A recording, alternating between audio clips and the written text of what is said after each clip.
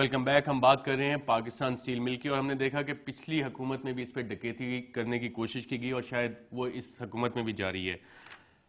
لودھی صاحب، جو انویسٹیگیشن چل رہی ہے عباس گروپ کی، اس میں جو آڈیٹر جنرل ہے انہوں نے کہا تھا کہ Abbas group was awarded dealership of Pakistan steel mill as consumer and trader at the same time in violation of Pakistan steel mill rules اور ریگولیشنز، کہ پاکستان سٹیل مل کے رولز اور ریگولیشن کی خلاف ورزی کرتے ہوئے انہیں ٹریڈر اور کنزیومر کے طور پہ یہ کانٹریکٹ دیا گیا.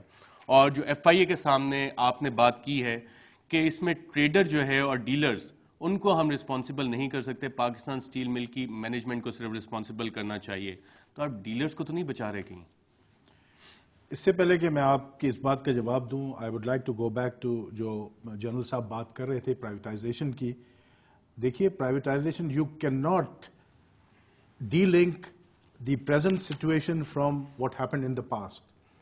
Privatisation was the biggest stumbling block for the progress of Pakistan steel mills. میں آپ کو ایک چھوٹی سی مثال دیتا ہوں کہ اس کی وجہ سے پاکستان اسٹیل مل کو کتنا لاس ہوا.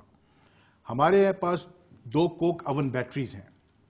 وہ coke oven batteries absolutely essential ہوتی ہیں for a steel mill because they produces the coke which is required to charge the furnaces, to charge the B Fs. ہمارے جو ریپیئر ہونی تھی اس کا جو ایک شیڈیول تھا، because of the privatisation it could not take place. اس وقت ہم نے 1 ارب روپے میں جو ریپیئر کرنی تھی وہ ہم نے نہیں کی، اور اب جا کے ہم نے 2009 میں اس کو جب ریپیئر کرنا شروع کیا تو وہ 1.5 ارب کی ریپیئر. اس سے نقصان کتنا ہوا اتنے؟ میں آپ کو بتا رہا ہوں جی، آپ ذرا میری بات سنیے. گو کے کاسٹ تو صرف 500 ملین بڑی، لیکن اس کا نقصان یہ ہوا کہ آپ نے 4 سال کے اندر تقریباً 30 ارب روپے کی ایڈیشنل کوک امپورٹ کی ہے. دس از دا لاس. 30 ارب کی؟ جی.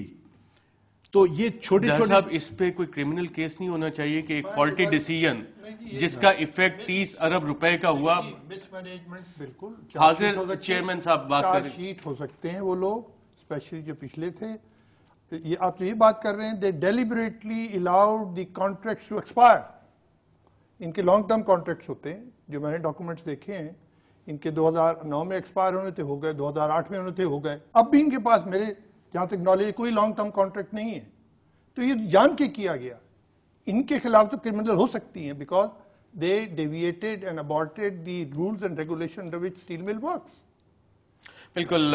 ایک پوائنٹ بڑا ہے جنرل صاحب، اس پہ ہم ایک سیپریٹ پروگرام ناظرین آپ کے لیے کل بھی پیش کریں گے اور اسی پینل کے ساتھ گفتگو اپنی جاری رکھیں گے. اور کل ہم آپ کو بتائیں گے کہ ایف آئی اے کی تحقیقات کہاں تک پہنچی. اس میں ایف آئی اے کے 2 ڈائریکٹر جنرلز کو تبدیل کیا گیا. ایف آئی اے کو پریشرائز کون کر رہا تھا؟ جو لال جی صاحب کی صاحبزادی ہیں جن کا نام آ رہا ہے، ان کے بیرونی اکاؤنٹس کون کون سے ہیں، ان میں کتنی ٹرانزیکشنز ہو رہی ہیں.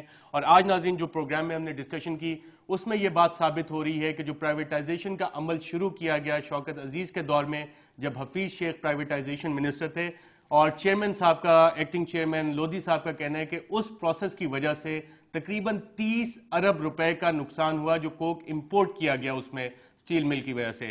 اور ہم پرائیویٹائزیشن کے کیس کو آج جو 22 ارب کے نقصانات کا ایک کیس سپریم کورٹ کے سامنے اور 700 ملین کے جو ماہانہ لاسز ہوئے ہیں ان کو ڈیلنگ نہیں کر سکتے. ناظرین، کل آپ کی خدمت میں دوبارہ حاضر ہوں گے. اجازت دیجیے. اللہ حافظ.